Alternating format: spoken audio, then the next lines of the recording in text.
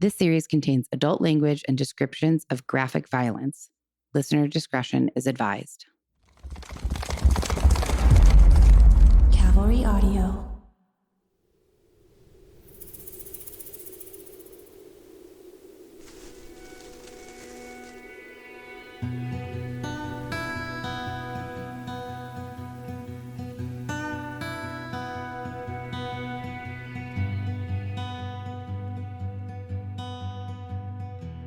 Hello. Hello. Welcome back to Death by Southwest, the podcast where each week I share a different grisly murder story unique to the American Southwest, while my sister and co-host tries to piece together the clues and unravel the mystery behind each of these heinous crimes. I'm your host, Margot. And I'm Jenna.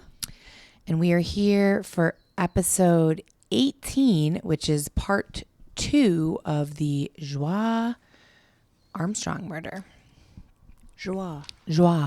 So because we already did the sense of place on the last one, we're not going to do that. We're going to do something different. Okay. The first thing I want to talk to you about, though, because I talked about this, you were missed on the lookup list, and I had Mark fill in, and he didn't have much to say about this. So I wanted to talk about it with you. I know you had mentioned you saw that the comment about us being super woke, and that I think the comment said, like, can we just have one unwoke podcast? Oh, gosh. Did I read? Yeah, maybe I did read that, because the one I read said something about like too woke or stop with the wokeness. Right. Yeah. Right. And then the actual review, 1 star, just stop with the woke crap or something like that. Sure. Essentially. Sure. First of all, I don't feel like we're that woke. And if we are, it's certainly not intentional. I'm not like, oh, I'm so woke, I'm trying to be so woke. I said, my response to that was, I don't want to intentionally offend anyone unless it's something that I feel very strongly about, and that I'm going to say my opinion and be damned what anyone else thinks, because it's something that's important to me and I feel strongly about. But if I'm talking about things that could potentially offend somebody, I don't want to do that. So I'm going to be a little bit delicate about it, certainly, and not just say whatever and use whatever language because who cares and I don't want to be woke. Sure. What's your thoughts? I don't know. I mean, I understand now woke, the term woke I'm going to be woke about this probably, but the term woke has kind of taken like a negative turn, I guess. Also, I don't think there's anything wrong with being woke in what woke used to mean or means to me, of like, I just don't want to hurt anyone's feelings. Right. That I don't have like you said, that I don't have a strong opinion about. I'm not scared to offend someone, but also I've said it for years. I am I am in a lot of ways like Sweden or Switzerland. Thank you. IKEA is Sweden. Yeah. It's supposed to be in one of the happiest places to live. But anyways, I can see both sides of lots of things. So yeah, Sure. Maybe I am too woke, which Right. fine. Maybe whoever offended that person, and then good night and good luck. Well, that's why I said the username was like J Utah or something. And I said, if you're still happen to be listening, I'd love to know what made you think, because I don't know, did he or she listen to the first episode, the most recent episode, whatever? Because I think in one of the most recent episodes, we were joking about ChatGPT, and I said, like, I talked to him, and you were like, or her.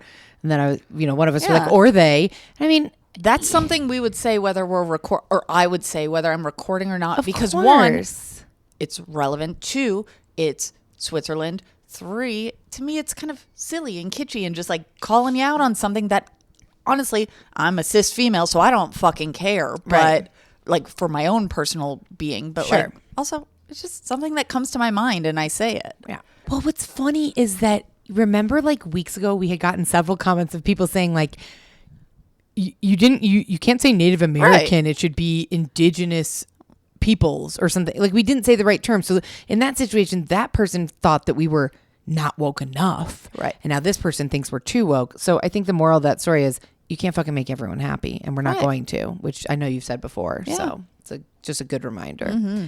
So woke on. Woke woke on. I like that. Didn't you say once like stay creepy? Yeah, I said keep it creepy, and then I realized I think it does. Somebody else says that. Yeah, I mean, everyone. Is there anything original anymore? Is there anything that someone else isn't using or hasn't said? Probably not. So I don't know. We don't have a slogan as of now, but except for woke on. Woke on. That's what I'm saying. Like maybe that's our new slogan. I don't know exactly what it means. Me neither, but I gotta like it.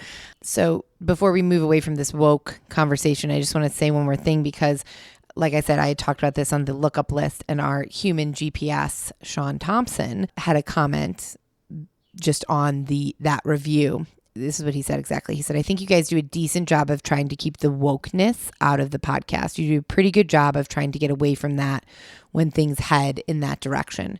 At the end of the day, like, we're human. I think so many people struggle to do exactly that. You don't want to offend somebody, but you want to also not overthink every fucking word that comes out of your mouth. Yeah, I overthink enough, and also I'm pretty much just talking freely how I would, mostly like 89% right of how I would if we weren't on camera or recording. Mm-hmm. And then it's up to you to snip and snap it and cut it and edit it. So I sure do.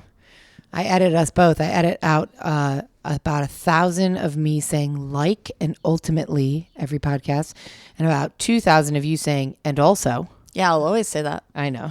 And also, I will always say that.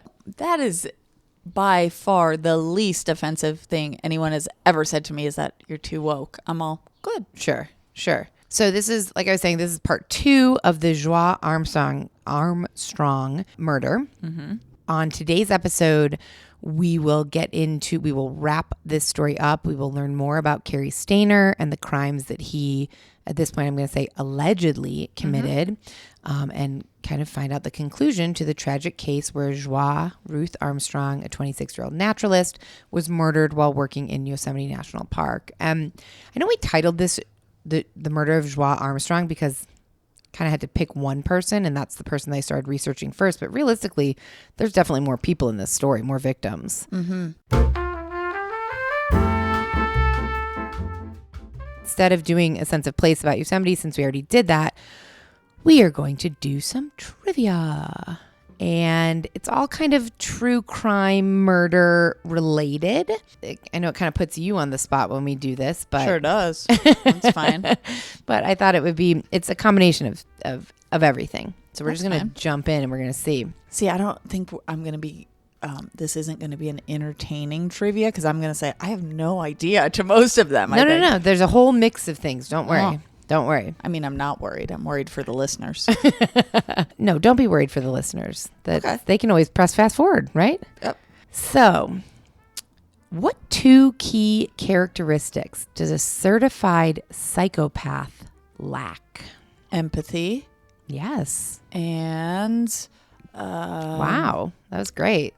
Something around the ability to experience emotions fully. Feeling badly. Like shame or guilt.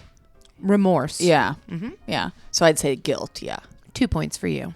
Yay. I decided these were going to be worth 2 points. So cool. What is the name given to an unidentified male body or female body when found at a crime scene? Jane Doe. Yeah. Or John Doe. Very good. And now my wokeness is coming in. Should there be a, you know? I mean, right? I bet they're going to change that up at some point. like a they Doe? Well, like a Alex Doe. Like a more like unisex name. Yeah, any gender name. Okay, that's 2 points for me though. Jane and John Doe. Yeah, so 4 points now total. Yay. Between 1980 and 2008, out of every 5 murder victims, how many were killed by an intimate partner? Well, can you tell me, are you looking for a percentage or a number? A number. Can you tell me the overall number of how many people were killed in that time frame? I cannot. Well, I can just say guess. Out of every 5 people who were killed, how many do you think were killed by an intimate partner? Okay, from 80 to 2008 or whatever. Yep. 3 out of 5. Whoa, 1. I actually would have gone with 3 as well. I was surprised by 1. That seemed low to me. Okay, so Here's one that I got two different answers. Google told me something and ChatGPT told me something. Which do you trust more? Ooh, good question. I want to say ChatGPT because I feel like we have a really good relationship going on. But I don't know. According to data, which country has the highest homicide rate in the world? Just in general. Oh, you're not giving me options. I'm not giving you a date or option. Okay. Wait, a date? Why would I need a date? Well, because Like I'd today- imagine it changes like year to year. Okay. So are we talking about present day? Yeah. Brazil. Google told me El Salvador, but Oh, that's- ChatGPT says Honduras. Both seem reasonable. Mm-hmm. Yeah. Which serial killer killed 17 people in their Milwaukee home between 1978 and 1991? Dahmer? Yes. You knew I'd get that. I knew you'd That's get an that easy one. point. Yeah. We've talked about this guy. Which killer became known as the Night Stalker after terrorizing LA neighborhoods during the 1980s and killing 13 people? He's got an alliteration name. Yeah. Yeah, I know about him. Can't recall his name. We have an uncle with his same first name. Ricky? Right, but the full name? Richard Dick? Richard. Richard Ramirez. Yes. Very Also- good. I'm going to say had an uncle. That's right. Had an uncle. You are correct. What true crime podcast has the slogan, "Stay sexy and don't get murdered"? I don't know, but you've told me that slogan before. Mm-hmm. You don't like it? I don't like it. I don't not like it because I'm not saying I don't like the podcast. I've never listened. Okay. You don't. It's my favorite murder. Yeah, I've never listened. So I bet I'd like the podcast because I like a lot of podcasts. Mm-hmm. I don't love the slogan. I shouldn't judge it, but I am. So that's it. Okay. Yeah. Yep. Judging Would you it. like to elaborate any further on that? No, it just feels like sexy and death. But then Yeah. again, I'm like, good night and good luck. So like, whatever. That's but true. I don't love it. Okay. Who was Norman Bates, the original pop culture serial killer icon? Oh, what's his face with his mother? Which is interesting because in the movie, doesn't Kathy Bates, and I know this is the actress, plays his mother in the movie. I'm sorry. I think so. Psycho. Yeah, is the thank movie. you. Yeah, and what did you ask? I lost my. Just who is he? Who Oh, like was he? who- Like, Oh. give me a synopsis of who Norman Bates was, which you I mean, kind he of killed did the already. person in the shower. Right, there you go. Yeah. Yeah. So Norman Bates was But like kind of he had some psychological, I believe, or mental issues. Yes. And like him and his mother ran like a secluded inn. the Bates Motel. Yeah. Yes, he had some mental struggles and issues. And also his mother exacerbated them by making him feel like they were like keeping him sick, essentially. Right. Is that something? Yeah, no, you're very much on the right track. And I watched Bates Motel, the TV show on FX, I think, like a couple episodes years ago. I haven't seen Psycho since I was a kid, weirdly. So I actually couldn't have probably answered any better than you did. I probably not even that as well as you did. But the general answer I have is that Norman Bates was first created by author Robert Bloch in his book Psycho in 1959, then adapted into a film a year later. And it arguably began the modern obsession with serial killers. In the book and film, Bates is the proprietor of the Bates Motel. And while he's handsome, young, and shy on the surface, he's actually a serial killer with a dissociative identity disorder. And he has a deep bond with his deceased mother, That's whose right. identity he assumes on a nightly That's basis. it. That's right. I knew I there didn't was know some that. big piece. Yeah. She's I didn't dead. realize And I that. think he kept her like in the basement or something. Yeah, I Also, didn't- this is a fictional character. Mm-hmm. Yeah. So staying on the movie train, I'm guessing you're not going to, I'm asking you this. I don't think you'll know it, but I'm asking you this because I just want to tell you the answer, really. What real life killers inspired the Scream movie series, which is also now a TV series? And a multi second, third, fourth Oh my movie. gosh, so many. I don't know. Like their names? Oh gosh, I have no idea. Okay. I didn't know that it was inspired by anybody real. I Did don't you? know. I don't. I thought Not. It didn't sink in fully. Maybe I've heard that, but no. I thought it was fully made up by Wes Craven. That's who made it, I believe. Yeah. So this was new to me, but the plot was inspired by a famous serial killer named Danny Rolling. In August 1990, after being kicked out of his parents' home by his father, Rolling set up camp in a wooded area of Gainesville, Florida. He then snuck into the apartments of 2 college students, stabbing one to death, then raping and stabbing the other. The following day, he did the same to another college student. And 2 days later, he did the same to 3 more victims, stabbing one so forcefully that he ruptured her heart. Ugh. It took 2 years for the police to identify him as a suspect, but he finally confessed to all 6 murders and claimed that his motive for doing so was to become famous. He was executed by lethal injection in October 2006. Were they all female from what you can tell? At least think so. Yeah. So it's Yeah. interesting because the part that sticks out to me of Scream, I guess now that I think about it, a lot do. So they obviously expounded on that, the like Totally. non-fiction character into a fictional story because Right. think about the Drew Barrymore's boyfriend in the beginning of the Yeah, it was Scream 2 1, of them. It was when he hung him by the tree and oh, gutted him. And Well, then gutted the- her. You know, he killed the that's right. boyfriend by the pool. Yeah. Tied him yeah, up. Yeah. And then Steve. someone died in the trying to get out the dog door in the garage door. Yeah. Tatum was her name in the movie, Yeah. I think. Rose McGowan. Yes, Yeah. that's right. Yeah, they like pulled the So Yeah. I mean, it was different. It was certainly expanded upon in the movie.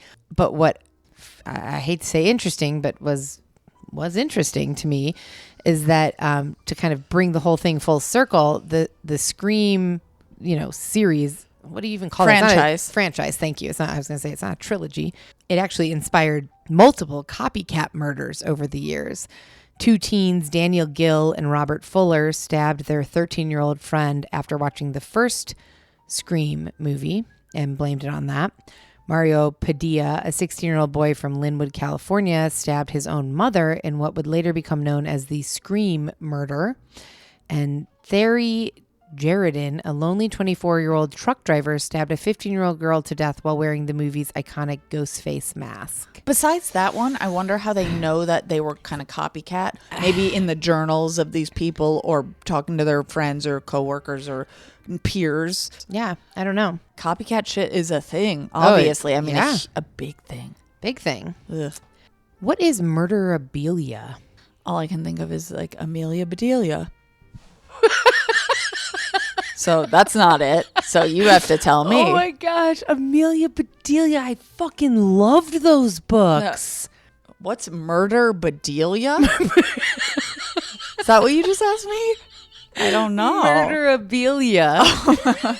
A murderabilia. Yeah, Does it refer to like memorabilia. murderabilia? Yeah. So serial killers have become such a pop culture phenomenon that it's led to people collecting things. It's an entire collecting industry now. Murderabilia is the hobby of collecting items related to infamous serial killers and criminals, with many high profile pieces now being sold and auctioned off for tons and tons of money, like O.J. Simpson's glove or even like news clippings if you have Yeah. a grandparent who lived during the 60s when some big murder or serial killer happened. Yeah. Okay.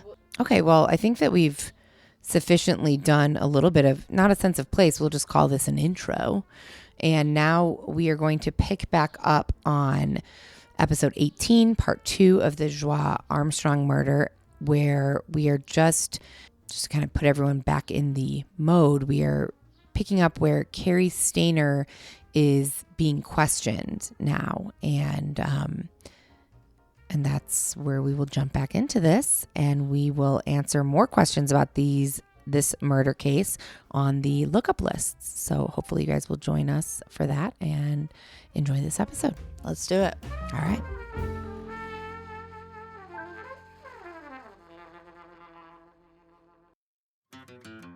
Don't miss what happens next in today's episode. We'll be right back after a short message from our sponsors.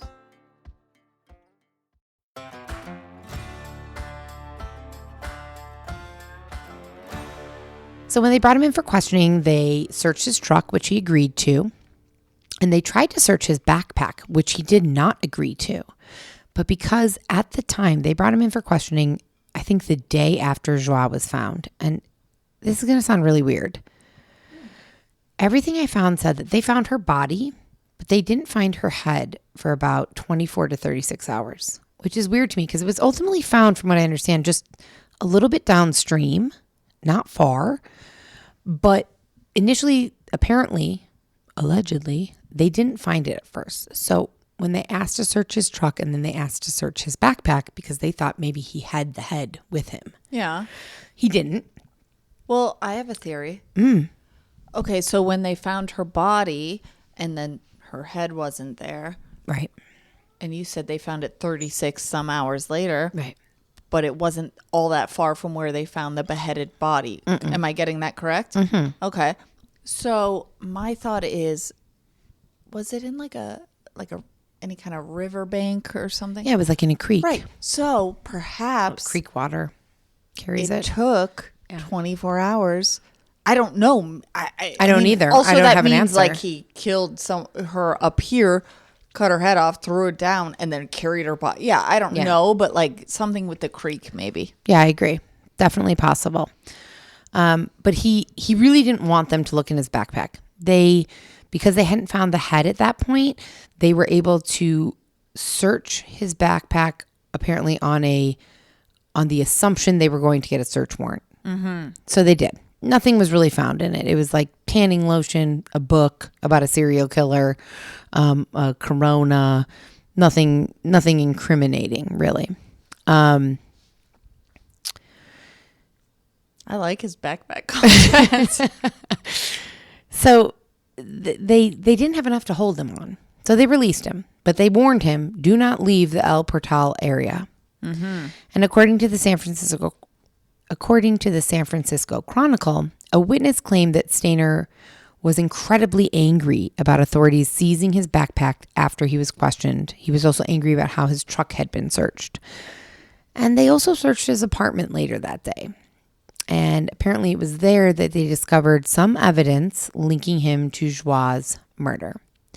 Special Agent Maddock made a public statement saying, during the last 24 hours, we have developed specific information linking Cary Stayner to Joie Ruth Armstrong's murder and potentially to the Sun Palazzo murders. So that's Carol Julian. Yeah. Was his apartment like near outside Yosemite? Yeah. Apparently he lived above a restaurant at the inn or the lodge. Oh. Yeah. So at this point, we're Thursday, July 22nd, Friday, July 23rd, just 2 days after Joie's body was found. FBI is like, we're arresting this dude. And they went to go arrest him, but he was nowhere to be found. Oh, he fled. Yes. But FBI agents John Bowles and Jeff Reineck quickly located him at the Laguna del Sol nudist resort in Wilton, which was a place that he was known for going. The resort manager had actually seen the story on television, and police had put out an APB on him. And so the resort manager saw it, called the police, and said, he's here. He's one of my guests. Wow. And the FBI came, restrained Cary, and decided to transport him back to Sacramento, where he would be put through a more lengthy interrogation. Allegedly, while he was traveling to his police interview, Cary confessed to a detective in the car and said, I murdered Joie Armstrong. John Bowles, the FBI agent on the case in the car, said that Cary described the brutal killing as if he was reading a soup label. Later, when in custody, he also confessed to murdering Carol Sund, Julie Sund, and Silvina Palazzo. During the questioning in Sacramento, agents were just, everything I read said they were like jaws on the ground, like in disbelief. This guy's just like spilling everything. And he recounted in extreme detail not only the specifics of Joie's decapitation, but also the killings of Palazzo and the Sunds, providing clues that only the killer could have known, apparently. He detailed to police how he taunted them and evaded capture for 5 long months after killing Carol, Julie, and Silvina. He explained that he had tricked his way into their hotel room. He knocked on the door and claimed, I have to fix something in your bathroom. There's a leak, apparently. Oof. They let him in. He went in the bathroom, did a little bit of pretend work, and then he came out of the bathroom with a gun. And he said, I held them at gunpoint, and I told them this is just a robbery and no one will be harmed if you cooperate and do what I say. He proceeded to bind them with duct tape. He was lying. What Clearly. Yes. He strangled Carol and Sylvina in the hotel room and put them in the trunk of the car. He took Julie with him alive. About an hour north of Yosemite they drove. They arrived at a scenic reservoir called Vista Point, where Cary claims that he took Julie out of the car, claimed his love for her, and then slashed her throat. He also admitted to being the one who had sent police a map to locate her body. He told police he got the idea of writing this anonymous letter by watching a documentary about the Unabomber. Woof. But to throw investigators off, he hired someone else to provide the saliva to attach the stamp and seal the envelope. Awful and also not dumb. Not I mean, dumb. that's Yeah. I don't want to like high five him. No, of course not. Yeah. Whatever. Yeah. And investigators now believe that Cary also deliberately led them off course, because he told them he did, by planting Carol's wallet at an intersection in Modesto where he knew there was a lot of potentially criminal people living. So then he explained how he murdered Joie. He said he was walking alone when Joie appeared in front of him. He said that he then quickly realized that she was alone and he just couldn't help himself. A lot of sources say that Joie resisted when Cary confronted her with a knife and forced her into his truck. He bound and gagged her, but somehow she managed to throw herself out the window of his truck and escape when he was driving, but not for long. Cary chased after her, caught her, and proceeded to slash her throat so violently that he ended up beheading her. Like it was an accidental beheading, if that is actually a thing. Which I is mean, what you don't know stomach what churning. he slashed her throat with. A hunting knife, I think. Jeez, it must have been an aggressive one. Yeah. Yikes. Yeah.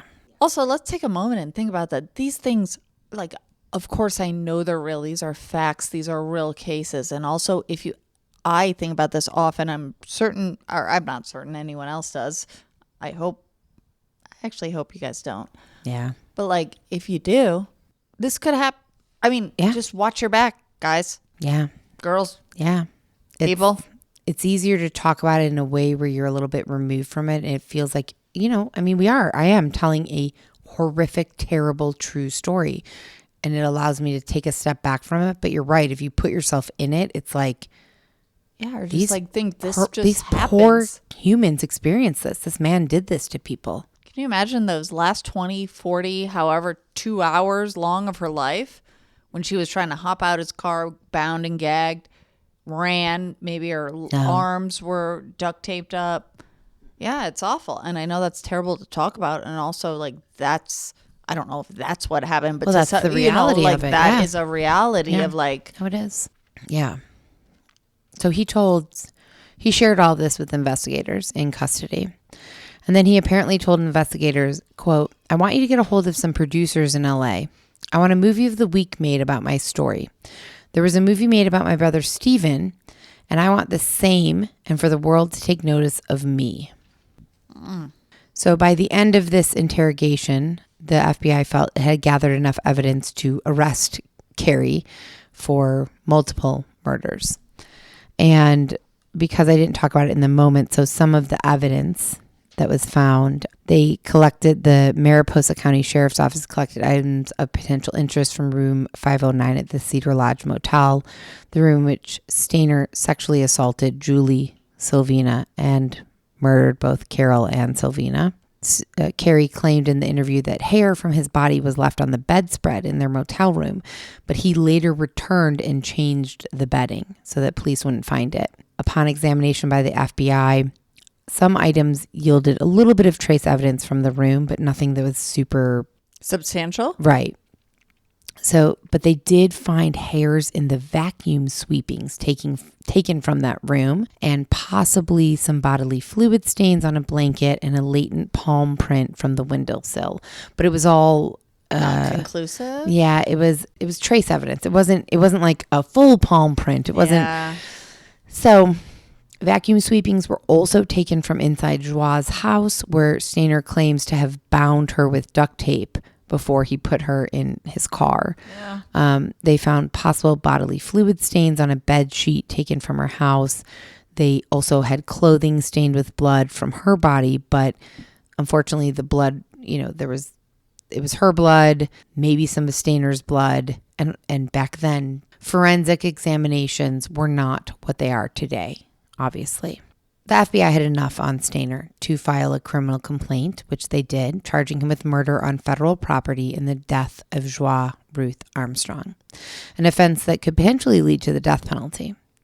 So on Monday, July 26, 1999, Cary went before the court and was placed in jail with no bond based on him being a danger to the community. And shortly after he was placed in jail, he allowed a journalist, Ted Rowlands, to interview him. He told Rowlands that he had fantasized about murdering women since childhood. He added that he committed the Yosemite murders simply because his victims were at the wrong place at the wrong time. Yeah, to me it seemed like there wasn't really like a huge motive except for whatever was going on in his psyche. So like it wasn't like because Joie was this way or whoever was this. It was just oh, there they are. Yep. Ooh, it says more about him than them. He said he committed the slayings quietly and that all three women cooperated with him. He's talking about the Julie and Carol murders. They obeyed every single order he gave them throughout the entire ordeal, which just like sinks my stomach. Ted Rowlands asked Cary if he would have kept killing if he wasn't caught. And Cary said, definitely. I would have killed until I was either caught or killed myself. So at the end of this interview, he addressed the victims' families and said, I'm sorry their loved ones were where they were when they were. I wish I could have controlled myself and not done what I did. I actually believe that. That doesn't make me think he's anything different than I think he is. And also, I believe that like he just wants to kill. That again, that's not like a thing, an excuse. It could have been anyone. It wasn't particularly about these women, young women, whatever. Yeah. Well, he went to trial on September 13th, 2000. Actually, I found something that said he was tried in federal court for Armstrong's murder, for Joie's murder, because it occurred on federal land. But to avoid a possible death sentence, he made a plea deal. So he pleaded guilty, and his attorneys submitted a written guilty plea to charges of murder, kidnapping, and attempted sexual assault for Joie's murder on July 21st, 1999. Federal prosecutors' decision to agree to a plea deal was based partly on the wishes of Joie's family. Joie's mother, Leslie, said publicly that she could not bear to hear grisly details of her daughter's death in a trial. So the plea agreement, which Cary and his lawyer and prosecutors signed, also required that he take his story to the grave and not profit from Joie's death in any way. Because he had told local newspapers and news stations that he wanted to see his story in a made-for-TV movie, his plea deal included, stipulations on that he couldn't do that. That there would not be that. Yes. Not even he couldn't because he's in prison, but no one could. Right. Yeah. So the agreement stated that after the entry of judgment in this case, until death, he will not speak to anyone, write to anyone, or communicate to anyone about the death of Joie Ruth Armstrong. The only exception is any testimony or communication with his lawyer regarding his state or federal murder cases. And to guarantee that he never profits from the story, he signed and agreed to $10 million of restitution going to a fund in Armstrong's name, which seems great. So he was sentenced to life without parole in November of 2000 for Joie's murder. But he still had to stand trial for the murders of the three other women. And so in mid-July of 2002, the trial began in Judge Thomas Hastings' courtroom. And the prosecution team was headed by George Williamson, and the defense team was headed by Marcia Morrissey. On Monday, July 22nd, they unsealed previously sealed taped confessions by Stayner that he gave to the FBI. In these tapes, he calmly reviewed how he strangled 16-year-old Silvina Peloso in the motel bathtub and how he sexually assaulted Julie Sund for hours before brutally slashing her throat. Well, because in my mind, and I don't really know, but he was already fucked. Yeah. Rightfully. So, like, he's going to prison. Totally. And now it feels almost like look at me business. Yeah. So the issue now was not who committed these murders. Obviously, they knew. They had confessions from him and things about the murder scene and the bodies that only he could have known. But the question now became whether or not he was insane at the time, which his defense was claiming, and whether or not his confession to the FBI was coerced, because his defense was also claiming that the FBI coerced his confession. But that was quickly resolved when the court heard recorded demands that Cary made to the FBI when he said, if you want me to go on record and record me admitting this, you have to give me these things. He said, my parents must be given the reward money for finding me. I must be incarcerated at a prison near my parents' home, and then I must be given a large cachet of child pornography for my entire stay in prison.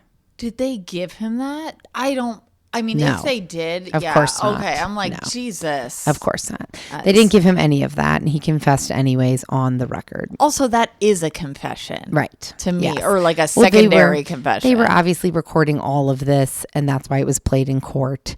I don't know where I've heard it, but I've watched it's probably from one of the bajillion crime shows I've watched, but criminals can be very smart, but criminals are ultimately very stupid. And so, of course, you're not going to be given any of this. Well, and we're until already you said recording the child this. pornography. I knew they were recording, but also I knew he was already indicted or convicted. But still, oh. You don't want to miss what happens next in today's murder story, so don't go anywhere. We'll be right back after a short message from our sponsors.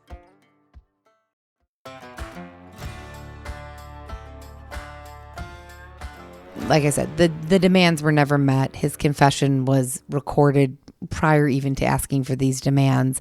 And Judge Hastings didn't give a shit about any of the demands or the insanity or anything like that, and sentenced him to death 3 times over, 1 for each murder. Death sentence. Carol's son's husband, Jen's son, said that he's trying to get past the anger, but it's difficult. He still has 3 children who are alive to raise without his wife of 21 years and his daughter. He said, I don't think that any punishment is severe enough for Cary Stayner. So at this point, Cary is serving life in prison for the murder of Joie, and he has 3 death penalties for the other 3 murders. He's going to die on in there. What prison, do you know? What state? Yes. So he's about 60 years old, and he's currently being held at death row at California's San Quentin State Prison, the oldest correctional institution in the state. He's been there since December 2002, and per the prison's website, he is not eligible for parole ever. But he's on death row? He's on death row. Oh, I didn't know that was part of his thing. But Yeah, he got 3 counts of the death sentence. Okay. Yeah, so he's on death row. Here we go. It takes forever. He'll probably die before. He's been on death row since 2002. Right.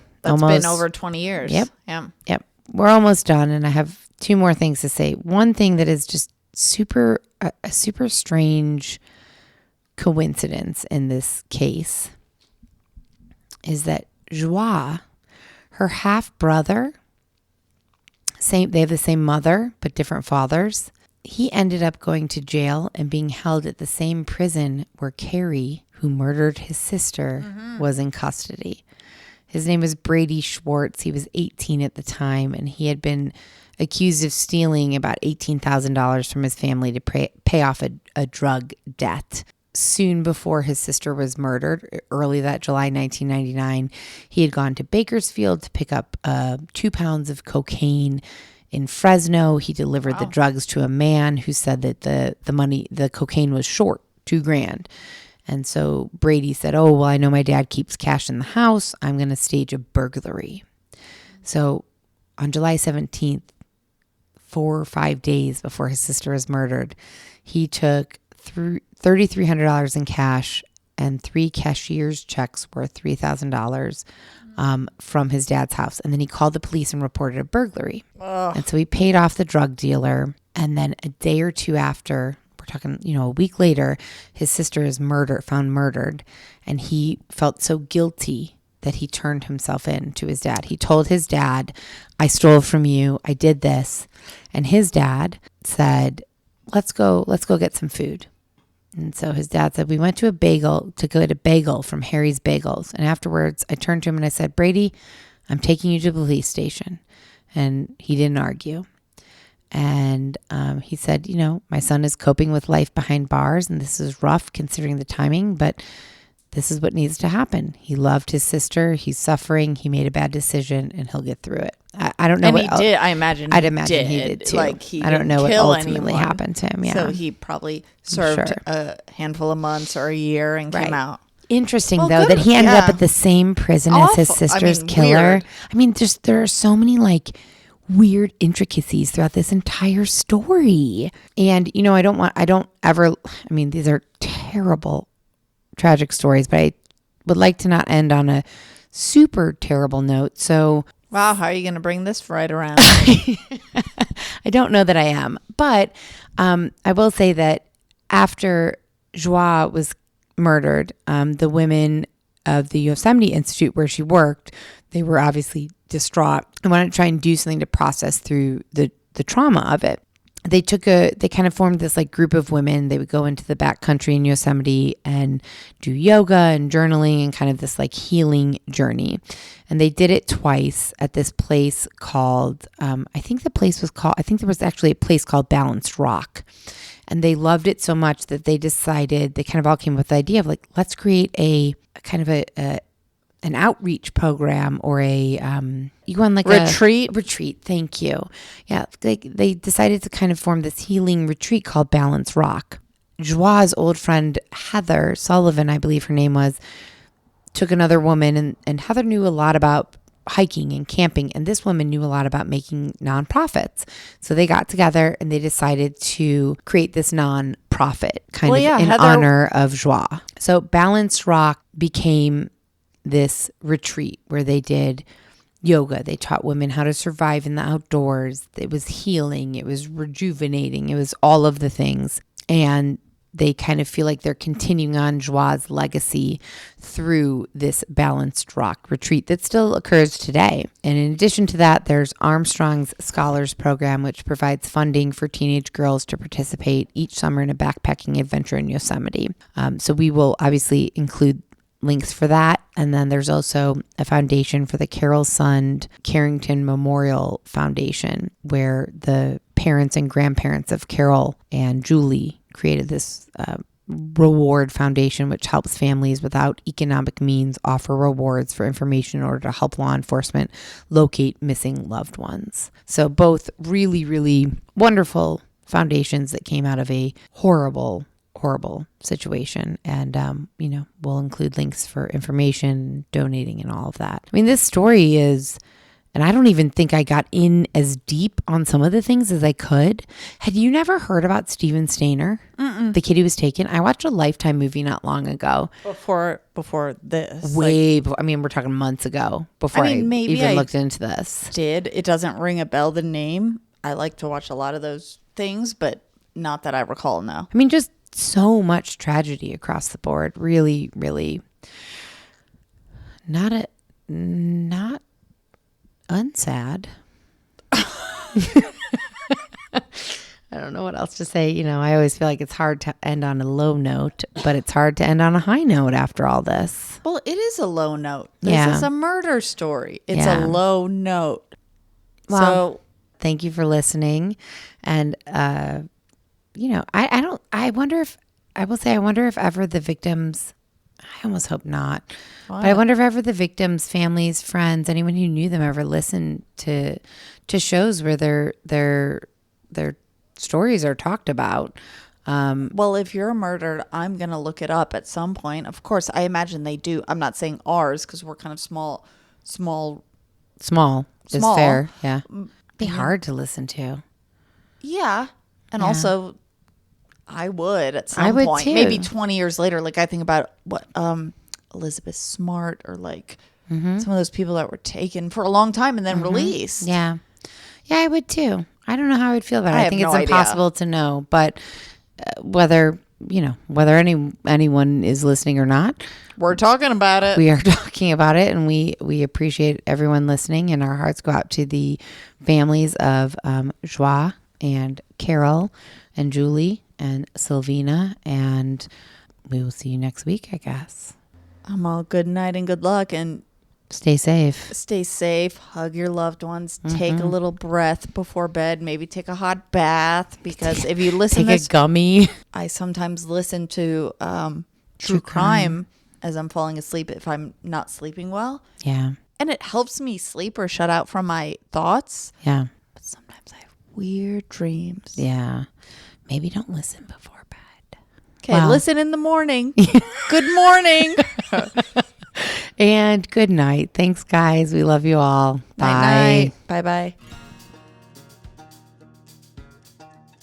And if you want to see pictures of the victims, the murderers, and any additional related images, head over to our Instagram right now. Our handle across all social media platforms is death, then the letter X, and then Southwest spelled out. So DEATHX SOUTHWEST. Death X Southwest. Death by Southwest is a Cavalry audio production. Hosted by Jenna Schneider and Margot Carmichael. Produced by Margot Carmichael. Associate produced by Jenna Schneider. Executive produced by Dana Brunetti and Keegan Rosenberger. Audio editing and sound design by Revision Sound. Music by Soundstripe. And a special thanks to Edward R. Murrow for letting us borrow his famous sign-off phrase, good night and good luck.